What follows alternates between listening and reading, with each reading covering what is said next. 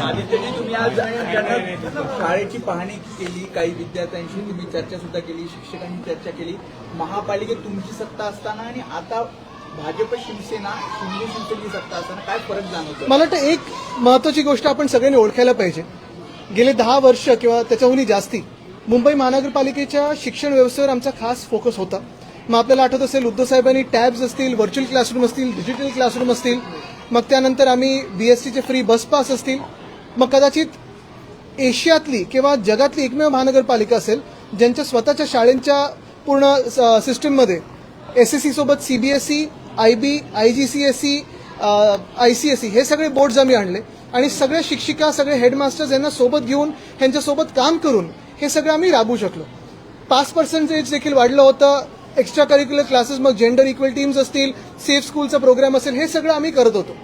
झालं असं की आत्ता आमच्या कानावर आलं, जूनला ह्या सगळ्या शाळा, आणि नुसतं ही नाही, सगळ्या मुंबईतल्या शाळा जूनमध्ये सुरू झाल्यात. साधारण 15 जूनच्या आसपास वगैरे सुरू झाल्या. आता जवळपास 2-3 दिवसात 15 ऑगस्ट येणार आहे. 2 महिने उलटून गेले, पण अजूनही ज्या 27 वस्तू ह्या शाळा जेव्हा सुरू होतात तेव्हा हाती दिल्या पाहिजेत, ते आता हळूहळू विद्यार्थ्यांकडे जात आहेत. अनेक ठिकाणी युनिफॉर्म केलेले नाही आहेत, काही ठिकाणी जुने युनिफॉर्म घातले जातात मागच्या वर्षींचे ज्यांच्याकडे आहेत. काही आपण वर्ग बघतोय तिथे, म्हणजे नुसतं या शाळेत नाही, सगळ्या शाळांमध्ये घरातले कपडे घालून मुलं येतात, कारण अजूनही युनिफॉर्म दिले गेले नाहीत. 27 वस्तू जे असतात, स्टेशनरी असतात, छत्रे असतात, पावसाळा संपल्यानंतर छत्रे हाती जाणार त्यांच्या. आणि हे सगळं झालेलं आहे कारण आपल्याला आठवत असेल, फेब्रुवारी-मार्चमध्ये जी काही प्रथा होती ती बदलून भाजपचे जे शहराचे अध्यक्ष आहेत त्यांनी सांगितलं इथून घ्या तिथून घ्या. ह्याच्यात कुठेतरी अनियमितता झालेली आहे, मोठा घोळ झालेला आहे. घोटाळा हा येईलच, पण घोळ तर झालेला आहे. आणि ह्याच सगळ्या निर्णयामुळे आणि ह्याच भाजपच्या निर्णयामुळे आज शाळेतली मुलं 27 वस्तूंपासून वंचित राहिलेली आहेत. आत्ता हळूहळू आपण पाहतोय वर्गांमध्ये 2 महिन्यानंतर ह्या वस्तू जायला लागलेत, युनिफॉर्म असतील किंवा इतर वस्तू असतील. ह्याच्यात परत मी एकदा सांगतो, प्रशासन किंवा शिक्षिका, शिक्षक, हेडमास्टर ह्यांची कोणाची चूक नाहीये. कोणाला याच्यात बळीचा बकरा बनवता कामा नये. चूक आहे ती फक्त भाजपच्या निर्णयाची आहे आणि ती दुरुस्त व्हावी आणि माफी मागावी भाजपने, ही आमची मागणी आहे. जेएम पोर्टलने जेव्हा प्रस्ताव आला होता ते म्हटले होते की शाळा सुरू होताच आम्ही सर्व वस्तू दिल्या जातील, असं त्यांनी सांगितलं होतं. पण आता 2 महिने झालेत. होता म्हणजे काय, शाळा कधी सुरू होणार? पुढच्या वर्षीचे तुम्ही आता देणार? कोणत्या वस्तू मिळाल्यात, कोणत्या वस्तू नाही? अनेक ठिकाणी आपण पाहतो युनिफॉर्म्स आता हळूहळू जायला लागलेले आहेत. आत्ता ऑगस्टमध्ये काही वर्गांमध्ये नवीन युनिफॉर्म घातलेत, काही वर्गांनी जुने म्हणजे मागच्या वर्षीचे युनिफॉर्म घातलेत, काही वर्गांमध्ये युनिफॉर्म गेले नाहीत. स्टेशनरी आहे, काही वर्गांमध्ये गेली, काही वर्गांमध्ये नाही गेली. आणि हे मुंबईभर आम्ही पाहतोय, अनेक वेगळ्या शाळांमध्ये आम्ही पाहतोय. तुम्ही आता मुख्यमंत्र्यांची भेट, मुख्याध्यापकाची भेटलात, काय त्यांचं म्हणणं आहे की काय होईल? ते ज्या म्हणालेत ते मी इथे सांगणार नाही, कारण मला त्यांना राजकारणात खेचायचं नाहीये. पण त्यांचं सगळ्यांचं आपण पाहतो, मेहनतीमुळेच मुंबई महानगरपालिकेची शाळा आतापर्यंत जो स्तर गाठू शकलेले आहेत. मग 5% असेल वगैरे, हे त्यांच्यामुळे, सगळ्यांमुळे. मुंबई भाजप अध्यक्ष महापौर असं म्हणतात की त्या पोर्टलवरूनच खरेदी केली जाणार, जेणेकरून भ्रष्टाचार होणार नाही. त्याच्यामुळे वेळ लागला तरी त्या पोर्टल, वेळ लागला म्हणजे काय, पास झाल्यानंतर तुम्ही त्यांना 5वीतली पुस्तकं देणार? हे कुठचं कॅल्क्युलेशन तुमचं? नशीब आता मिसिंग लिंक सारखं सांगितलं नाही की आता पुस्तकं आम्ही हॉलंडमधून आणतोय, हे जर्मनीमधून आणतोय, छत्रे आम्ही फ्रान्समधून आणतोय. नशीब तेवढं तरी खोटं बोललं नाहीत, पण एवढं तर सगळ्यांना दिसतंय, स्वच्छपणे दिसतंय की अजूनही वर्गांमध्ये ज्या गोष्टी जायला पाहिजेत त्या गेलेल्या नाहीयेत. आदित्यजी, राज्यातल्या देखील शाळांची परिस्थिती काही फारशी ठीक नाहीये. अभिजित दिप्ते यांच्या माध्यमातून आता 15 ऑगस्टपासून राज्यातल्या देखील ज्या प्राथमिक शाळा आहे याचा दर्जा सुधारावा यासाठी नवं आंदोलन आहे. नक्कीच. आणि आपल्याला परवाच आपल्याच माध्यमातून ते व्हिज्युअल पाहिलं, कर्जत इथे त्या लहान मुलींनी स्वतः सोशल मीडियावर येऊन त्यांनी ती कंप्लेंट केली होती. मग आपण तो विषय घेतला. आता थोडं डागडुजीचं काम सुरू झालं. आणि जर मुंबईत हे हाल असतील की विद्यार्थ्यांना अजून गणवेश गेले नसतील, विद्यार्थ्यांना अजून स्टेशनरी गेले नसतील आपल्या राज्याच्या राजधानीमध्ये, तर इतर ठिकाणी काय अपेक्षित आपण पकडायचं? आणि म्हणून अजून एक तुम्हाला सांगतो, काल माझी जी नगरसेवकांबरोबर बैठक झाली त्यांना ओपन स्पेसबद्दल सांगितलंच आहे, पण अनेक ठिकाणी शाळांचे प्लॉट त्यांचे रिझर्वेशन बदलले गेलेत, शाळा प्रायव्हेटायझेशनच्या हाती दिलेले आहेत. अनेक ठिकाणी आपण पाहतोय असेच गणवेश वगैरे दिले नाहीयेत. सगळ्यांना मी सांगितलेलं आहे की आपण कोणाचाही वॉर्ड असो, प्रत्येक शाळेत जाऊन तिकडच्या प्रिन्सिपलशी संवाद साधावा आणि काय तिथे कमी आहे तिथे पूर्तता करावी. कारण आमचं सरकार असताना आम्ही ते करायचो. सातत्याने आमची जी एक कमिटी बनवली होती त्याच्यात वेगळ्या एनजीओज होत्या, स्वतः त्या समितीचे अध्यक्ष असायचे. हे सगळे लोक ह्या आपण प्रिन्सिपल्स आणि टीचर्स बरोबर डायरेक्ट संवाद साधायचो आपण. मुंबई महानगरपालिकेकडून या शाळा ज्या आहेत त्या सुधारल्या जात होत्या, मात्र आता कुठेतरी खाजगी या शाळा कुठेतरी करण्याचा घाट घातला जातोय. नक्कीच सगळं काही खासगी करायचंच चाललंय ना. मुख्यमंत्र्यांच्या डोळ्यासमोरच आहे. जमिनी आपण पाहतोय 16 एकर मुंबईची फुकटात मुख्यमंत्री स्वतः भाजपच्या आमदाराला देतात. फुटबॉलचा ग्राउंड आता दुसरे एक बँड्रामधलं, म्हणजे मला कळत नाही बँड्रामधले लोकप्रतिनिधींना 1-2 नगरसेवक आणि खासदार सोडले तर जे मुख्य लोकप्रतिनिधी आहेत त्यांना का वाटत नाही की तिकडच्या मोकळ्या जागा वाचाव्या. आता आज रेक्लेमेशनचं पण मला वाटतं तिकडचं ओपन स्पेस चाललंय कोणाच्या तरी हाती.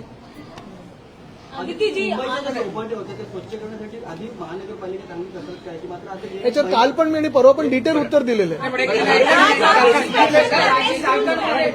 भाजपमध्ये जे आंदोलन सुरू आहे, काल सुद्धा बघितलं आपण, पोलीस आणि विद्यार्थ्यांमध्ये धक्काबुक्की झाली, मोठं गोंधळ झाला. काय वाटतं या सगळ्यामध्ये? कारण काय वाटतं म्हणजे एक भूमिका तर स्पष्ट आहेच. कुठच्याही शांततापूर्व आंदोलकांवर लाठीचार्ज किंवा असं काही होऊ नये आणि त्याचा आम्ही विरोध तर करतोच. काल सगळ्याच पक्षांनी ही भूमिका मांडलेली आहे. पण दुसरे जे चित्र सोशल मीडियाच्या माध्यमातून आले, भाजपचा झेंडा घेऊन पोलिसांवर दगडफेक करणारे हे लोक कोण होते?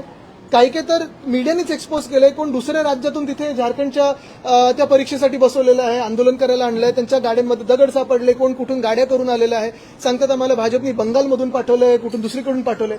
हे तर दिसतंय ना चित्र. तर दगडफेक कोणी केली त्यांना तर पकडलंच पाहिजे. पण दुसरी गोष्ट म्हणजे लाठीचार्जचा आम्ही विरोध करतोच.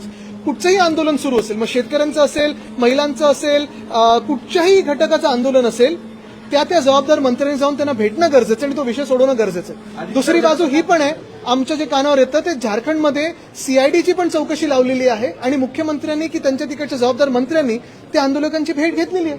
गृहमंत्री असतील, पंतप्रधान असतील, अजूनही संसदेत गेलेले नाही. त्या जंतर मंतरचे आंदोलन झाले त्याबाबत अजूनही सविस्तर उत्तर त्यांनी संसदेत दिले. चंदा चोरीवर असेल किंवा ह्या आंदोलनावर असेल, कुठे उत्तर द्यायला तयार नाही. प्रधानमंत्री किंवा गृहमंत्री सगळ्या ह्या संसद भवनात जातात पण हाऊसमध्ये जात नाहीयेत. पहिल्यांदा आम्ही ऐकलं असेल, जागतिक उदाहरण असेल की एवढी सत्ता ताकद ईडी आयटी सीबीआय हातात असताना, लोकांना छळत असताना तुम्ही एका बाजूला आत जाऊ नाही शकत. पण जंतर मंतरवरती याच्या आधी आपण पहिल्या शिवसेनेचे अनेक नेते गेले, आता तुम्ही झारखंडला काही जाण्याचं प्लॅन वगैरे? अरे पण मला तुम्ही सांगा, जर आम्ही तुम्हाला सांगतोय की जर त्या आंदोलकांवर जिथे जिथे लाठीचार्ज झाला असेल त्याचा विरोध असेल, दुसरी गोष्ट म्हणजे सीआयडी प्रोब चालू आहे, तिथे चौकशी सुरू आहे, आणि तिसरी गोष्ट म्हणजे प्रधानमंत्री का नाही जातात? पण आम्ही सत्तेत आहोत का?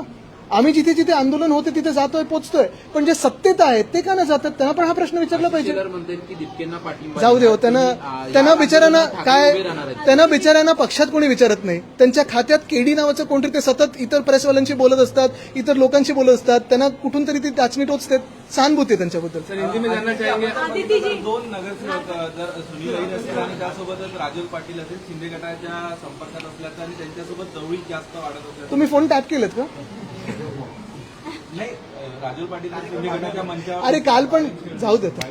आदित्य जी, झारखंड के प्रोटेस्ट पर जो है आज भी आशीष शेलार जी ने कहा है कि मैं टिकट देता हूं राहुल जी को, झारखंड जाइए. देखिए, जिनको उनके पार्टी में कोई स्तर नहीं है, जिनको उनके खाते में कोई काम करने का मौका नहीं मिल रहा है और हर बार प्राइवेट में सीएम के बारे में हो या सीएम के कोई एक करीबी है उनके बारे में बोलते रहते हैं, मुझे बहुत सहानुभूति उनके बारे में और थेरेपी की उनको जरूरत है. मुझे नहीं लगता मैं उन पे टिक्का टिप्पणी करने की कोई जरूरत है. सर, बीएमसी स्कूल के इंस्पेक्शन पे है आज, आप क्या कहना चाहेंगे? बात यही है, बात स्पष्ट है. मैंने पहले भी कहा था, बीएमसी स्कूल्स का दर्जा अगर आप देखें तो पिछले 10-15 सालों में आगे बढ़ते आया है. फिर वो भले वर्चुअल क्लासरूम हो, डिजिटल सारे जो हम चीजें ला रहे, टैब्स हो, 8 भाषाओं में बीएमसी के 3 लाख विद्यार्थी पढ़ते हैं.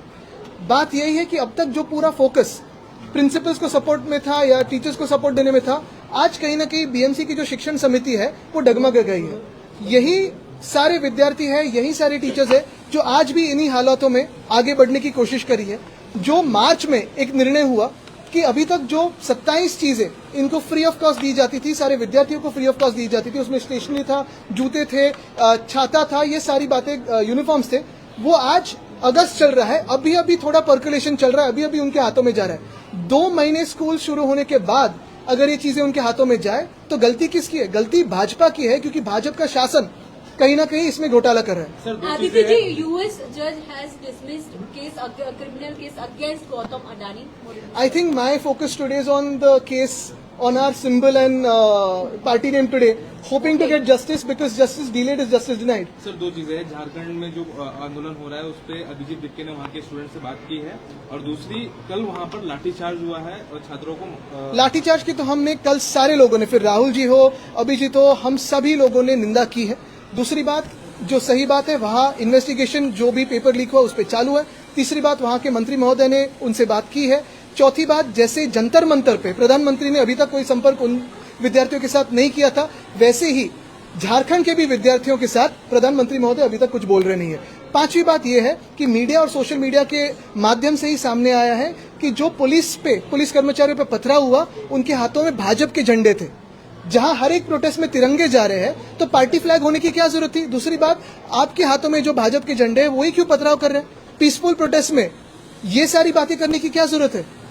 आदित्य जी, देश के होम मिनिस्टर ये प्रोटेस्ट क्रैकडाउन पर बोल रहे हैं कि अपोजिशन मस्ट नॉट डिस्टर्ब। मुझे लगता है चंदा चोरी पे जो राम मंदिर में हुई है, जो भाजपा के हाथों से हुई है, और फिर ये सारी बातें जो है, फिर स्टूडेंट प्रोटेस्ट पे जो पुलिस ब्रुटैलिटी हो, उस पे होम मिनिस्टर या प्रधानमंत्री कुछ बोलने के लिए तैयार नहीं है। पहली बार दुनिया में ऐसे एक उदाहरण होगा कि इतनी सारी ताकत ईडी, आईटी, सीबीआई लोगों को हैरान करने के बाद भी आप सदन में नहीं जा सकते। तो होम मिनिस्टर की वर्क फ्रॉम होम मिनिस्टर, अभी ये आपको तय करना है। Sir Aditya ji, Bandra football land जो है वहाँ पे एग्जीबिशन सेंटर है, क्या कहेंगे? बिल्कुल, बैंड्रा फुटबॉल लैंड हो या मुंबई के सारे ओपन स्पेसेस हो, मुख्यमंत्री महोदय खुद देवेंद्र फडणवीस जी अपने अपने दोस्तों के हाथों देना चाहते हैं, और ये बात स्पष्ट है कि वो आज युवा विरोधी है। सर, गडचिरोलीतला आश्रमशाळेचा एक विषय आहे, अनुदानित आश्रमशाळा आहे, पण जवळपास 80 विद्यार्थी आहेत, त्या बेड्स त्यांना अवेलेबल नाहीये। भयानक प्रकार आहे, आणि आपण पाहतो हे मीडिया किंवा तिकडच्या स्थानिक विद्यार्थ्यांच्यामुळे किंवा लोकांमुळे पुढे येते। मग शासकीय यंत्रणा काय करते नेमकं? सोनिया गांधी यांनी एक लेख लिहिला आहे, त्यांचं म्हणणं आहे की मनमोहन सिंग आणि मोदी यांच्यामध्ये वेगवेगळे सामने, जमीन आसमानचा फरक है। आदित्य जी, जेल के ताले टूटे हुए, सारे साथी छूटेंगे। जेएनयू में उमर खालिद की रिलीज के लिए ऐसा नारा लगाया। मुझे लगता है सारे जो जेल के लोग हैं वो तो आज भाजपा में दिख रहे हैं।